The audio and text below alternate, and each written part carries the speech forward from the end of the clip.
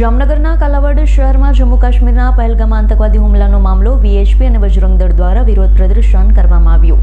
જમ્મુ કાશ્મીરના પહેલગામમાં થયેલા આતંકી હુમલાના ઘેરા પ્રત્યાઘાત પડ્યા છે। આતંકી હુમલાને લઈ જામનગર જિલ્લાના કાલાવડ શહેરમાં સરદાર ચોક ખાતે વિશ્વ હિન્દુ પરિષદ અને બજરંગ દળ દ્વારા વિરોધ પ્રદર્શન કરવામાં આવ્યું હતું। આતંકવાદનો કાશ્મીરમાંથી ખાત્મો કરવા હિન્દુ સંગઠનો દ્વારા માંગણી કરવામાં આવી હતી।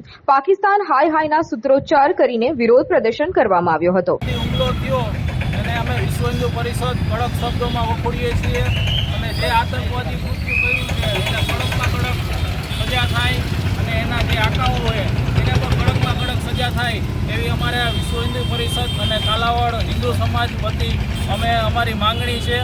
આ માંગણીને સરકાર કડક શબ્દોમાં આને પાઠ ભણાવે એવી અમારી માંગણી છે। હર્ષલ ખંડેડિયાનો રિપોર્ટ S9 ન્યૂઝ જામનગર। અમારી તમામ માહિતીથી અપડેટ રહેવા માટે જોડાયેલા રહો S9 ન્યૂઝ સાથે।